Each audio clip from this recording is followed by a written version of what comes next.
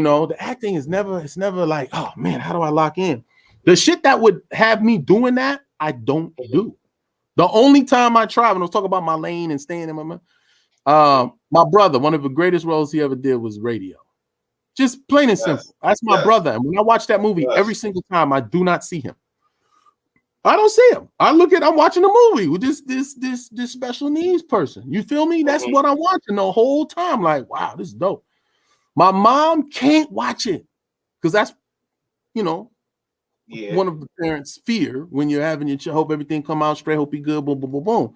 So when she sees that, she sees her kid but slightly off, and it messes her up. Like that's how. Wow. That's serious. We be in this family about some movies. Like, no, I can't watch this no more. It's a movie.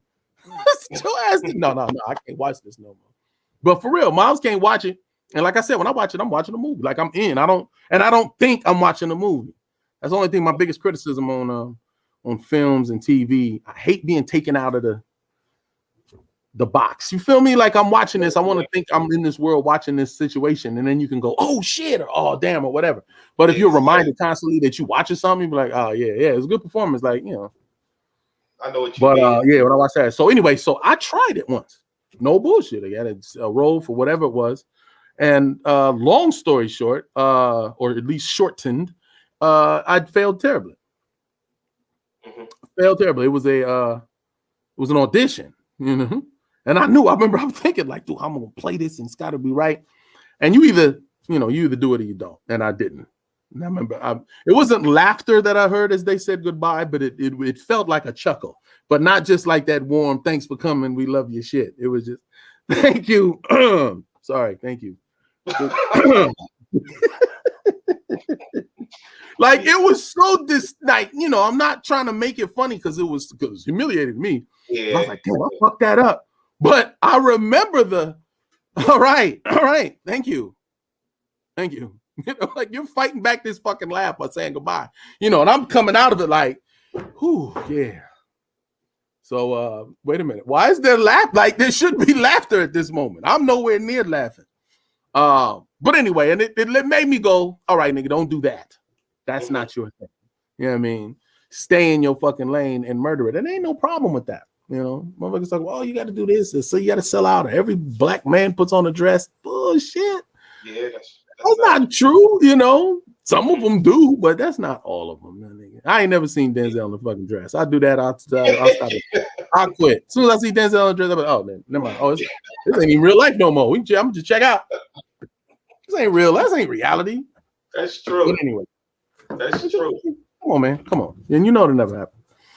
So, are there any entertainers that you wanted to work with but never got a chance to? Yeah. I mean, yeah. I thought you meant like somebody that's passed. That's why I couldn't fucks with them. Well, it could be past or they could be here. You know what I mean? Yeah, there was a couple, man. But I'm I think, especially with this pandemic, everybody's more locked in now because I think actors, entertainers in general, really know that they're going to be seen because people have the time now. Almost it's mandated a lot of situations to sit and watch some shit. I've had more people saying, "Man, I watched it. I was so happy I saw that." Da da da da. When before it was kind of just like, oh man, I don't want to really watch TV, or I don't really go to that. It's like, use a DVR, knock it off, watch it on your own time. But still, people are watching it. People are, you're being watched. So we're more critical. The writing on everything is spectacular. I've just been watching these shows. I don't give a fuck what you pick a show. The writing is phenomenal. Like people have been sitting thinking, this is it. We got 1 year left. We might as well get it all out now. Like everything is dope right now, which is it's really fun, man. It's fun as a fan of the arts, and it's fun to be a part of it. You know what I mean? Because I also do music, and it's that same mentality. If it's not a contribution to hip hop, then I'm not putting the shit out.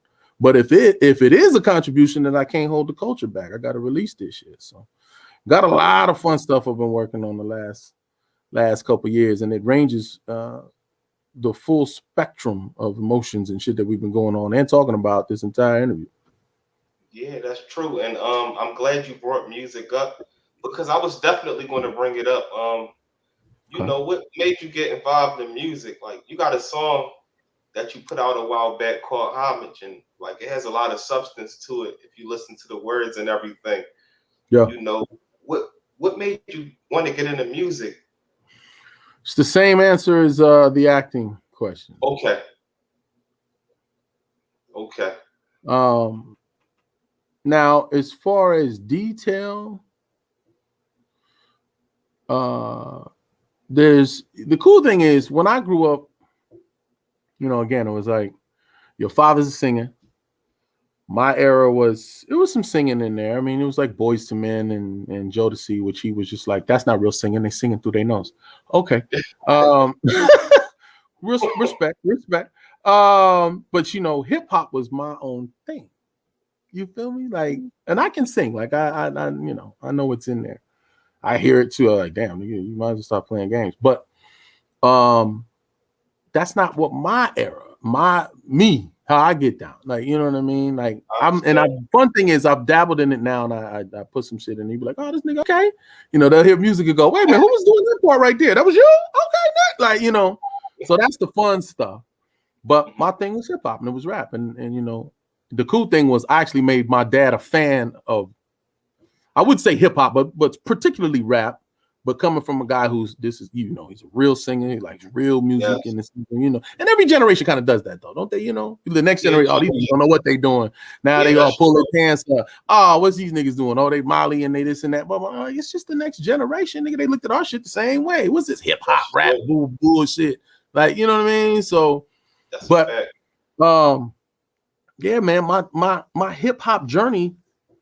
It was crazy though too. Now this is another thing, the way it mirrors my brother's situation, and it's funny. My brother's, again, he's 9 years older than me, right? So, you know, he's like, do your own thing. You know, this is like the inner workings of shit. I'm trying to let me give you something now. I'm feeling good now. I heard some good news today. Me and my brother was always kind of like that. It was like, you know, I would hang with my sister, who's 1 year older than him to the day. They got the exact same birthday, January 7th. Exact same birthday. My parents had a kid and then had another kid. He said, y'all did the same shit on every whatever you do. They did the same routine and they share a birthday. It's crazy, my nigga. But she's 1 year older than him, but she's 10 years older. And it's, you know, our culture was, you know, men do this, women do this. Like, you know what I'm saying? So my brother had free reign to kind of go fuck off. And my sister was, no, you babysitting. Fuck is you doing? Like, this is your little brother. You gonna boom, boom, boom. So we're really close. You know what I mean? Mom's was working. When she was working, we was on the road and all that. She still had to get jobs. She was in Nordstrom's and Broadway and all that. Boom, boom, boom, boom, boom, boom. Till I landed a regular gig. But my sister was taking me to the auditions. And, you know, I was growing up with her from age far back as I remember to, you know, until I moved the fuck out. You know what I'm saying? So we weren't real close, me and my brother. Not, you know, it was my big brother. I can call on him for shit. You know, I got in some street shit. My nigga chased me. You know what I mean? A lot of shit that would never be told. Like real shit between me and him that bond us. You wish a nigga would type of shit. You know what I'm saying? But there was that fucking gap. Well, what was your original question? Because I be running off. What does it start? I can reel this one in. We was talking about music and everything, and so musically, that's right, exactly. Good save. You need to edit this out later. Like, nigga, this is live. Yeah. Okay. No, this is live, nigga. No cut. So the way I did with acting, how I kind of followed him in, it was, you know, it's wild, man. He did. All right, let me activate my brain and remember this story here. There was a show called Putting on the Hits, where you lip sync battle against other people. And my brother did the show. Dougie Fresh, Slick Rick. Now the show, again, you Google it, Blogger, if you ain't heard of the show, it was the first song that I memorized. But the reason why was because my big brother did it on this show and they went all the way to like the finals and shit. And at this age, again, I'm like 4. So he's what? 15, 16? Not 4. I'm sorry. I'm 4. You 4, nigga? No. I'm like 9. So he's like 18, right? And so this is before his Boys in the Hood and everything else that he did. You know what I mean? He's saying he was still doing. My brother did a lot of shit. I'm telling you, he did 227. And anyway, stay on track, nigga. So he does putting on the hits, and he goes all the way to the finals, and he loses to like somebody who was like a contortionist that can spin their head all the way around. And one of the judges that was the deciding judge was in Exorcist, and we were like, "Come on now, did you really fall for the head spin?" And you gave that over, you know. But my brother and this boy did this routine, and it went hella far, and so forth and so on. So me, I'm doing a talent show at school. What am I doing for a talent show? Same song as my big bro. So that the show became the first song that I ever memorized, right? And that was kind of like my beginning, even though I'm born in Pacoima, California, raised in California. My brother and sister, the Bronx, my mother and father, Harlem. But I'm a West Coast dude. But my hip hop started there, right? If we jump forward to the next time I'm really like flexing my my hip hop is like high school, you know, we start a group, that type of thing. By this time, the music that we play on repeat are like Far Side and the Hieroglyphics, you know. So like the second song I memorized, no bullshit, was Passing Me By in the Far Side. And you know, we would all pick a style. It was like 4 of us always driving to the beach or wherever the fuck we was in one car, like, you know, you got this, you know. And then everything, to me, it jumps to Tupac. That's just where rap changed. Now it's like, oh shit, this the next move. Battle rap. And we would get in the rap situation. We would go, you know, we Budweiser, Best of the West Fest, and all these, you know, little circuit events in Crenshaw and Hollywood and West Hollywood. Like, you know, it was dope. We would compete in all of them and either win them or get close to the end, make connection, blah, blah, but it was fun being in a group. You know what I mean? So my whole, you know, life really was like, these are my dudes, my people, this is what we do, and then kind of boom, boom, boom. Acting, everything, one thing led to another. But with the music, I would express everything else. But the odd thing with me was, you know, if I told somebody I rap that's in the industry, they go, oh, perfect. You need to do a Nickelodeon rap about da da da da, or you need to do Smart Guy BBD Bop. And it was just like, no, I'm talking real hip hop, my nigga. Not, you know, oh wow, y'all should be cursed. Gospel. Like, I was just like, damn. So I hid behind a nickname and never put it out there. I just play something for somebody and be like, oh, that shit's sick. And who that motherfucker? And I'd be like, yeah, that's me. Get the fuck out of here. You know what I mean? Because it's like if I put it out there and say this is me, there's either this you know, there's a different notion going on. It doesn't matter how good I am. They just see, oh, that's that dude from Muti Woo. You know what I mean? Now, anyway, this was my thinking up until about a year ago, because 2 years ago I put out an album called The Excuse by Big O, and the cover got me with a hat doing like this. So you don't see my fucking face, and it's hidden under Big O. But now you can pull the album up under Omar Gooding, and it's called The Excuse. And I think, again, it's for my fans too. It was, you know, when I do music, I'm wherever I'm at that time in my head. You know what I'm saying? You send me a beat right now. What's going on in the world? We this and that, blah, blah, blah. That's what you're going to get. That's the flavor, you know. So right when I decided to do this album, I was expecting a son, and I was, you know, I'm a thinker. So I was just thinking in the future, like, what if you ever ask why you ain't never drop an album or whoop, whoop, or some shit like that on some solo shit and just be real? You know what I mean? That's what my mind was thinking. I'm talking to a grown-up mini me, you know, and I'm like, I got to put an album out, you know. And the album is hard because it was produced by Focus from Aftermath. And it's not like, you know, he did a beat for somebody. No, he's, you know, he's one of Dre's, you know, one of his guys. You feel me? So musically, it's beautiful. It's there. I did some beautiful writing in it as well, because I'm exposing myself and being introspective and talking about my life and my career and things you can connect with, rather than abstract, poetic, and big O and my head tilted down. Like, who the what? You know what I mean? I'm owning it. So that album is out now. I got another one called Old Money with me and my guy Styley Ray. So one of Compton's finest. But we got a monster album coming out, man. We're gonna do that. I got a Omar Gooding album I'm going to do. I'm gonna take my time on that. That'll be by the end of next year. But in the meantime, I'm gonna drop an album and a couple singles on some other projects. And I got a bunch of music on all the movies I've been doing lately, because that's another way to you know, expand your brand. It's like, I ain't just, oh, you want me in your movie? Yeah, do your movie, man. Cut the check, do this, cut some boo bop. I need to be soundtrack editor, producer. No, you know. Wear them hats, my guy. Playing games with these people. Now, man, but it's a lot of contribute, and I'm excited, man. And it's fun watching. You know, I got 2 boys now, and they're kind of watching the light turn on. You feel me? It's dope. Yeah, it's What they true. pay attention to, what they connect to. And then I start thinking to myself, like, damn, when you was, you know, because it's funny. I get that question a lot, man. How was it like, man? Wow, you been doing this forever. You was a little kid, your people's famous. How? Wow, what was that fucking like? That's what I want. And it sucks. I can't give you the answer. It was crazy. People look at me and I duck. I'm like, oh shit, it's me, nigga. I know it's what everybody wants to hear. Like, was it with you? Yeah, I learned to talk to myself a lot because I did. It's like the fuck.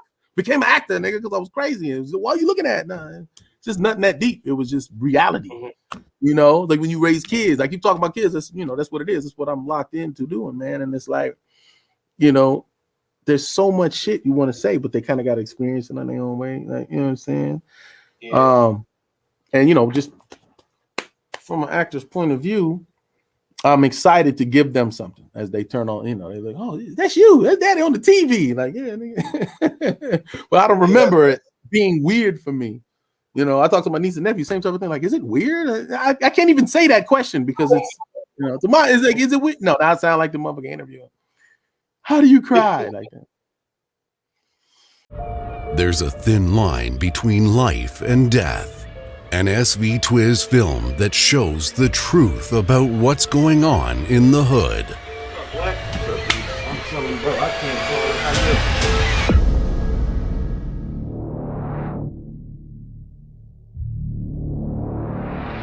Yeah, cousin, if you're gonna be able to help me out with this job, like I need this job real bad. Like I'm not trying. You've seen the rest. Now it's time to see the best. Starring Vodka 1000 Proof and SV Twiz. Real nice one, like A hood drama that shows you the meaning of money, power, and respect. Torn apart. Yo, you really doing your thing with that girl. Like, what's up, nigga? I can't call it, bro. Hey, yo.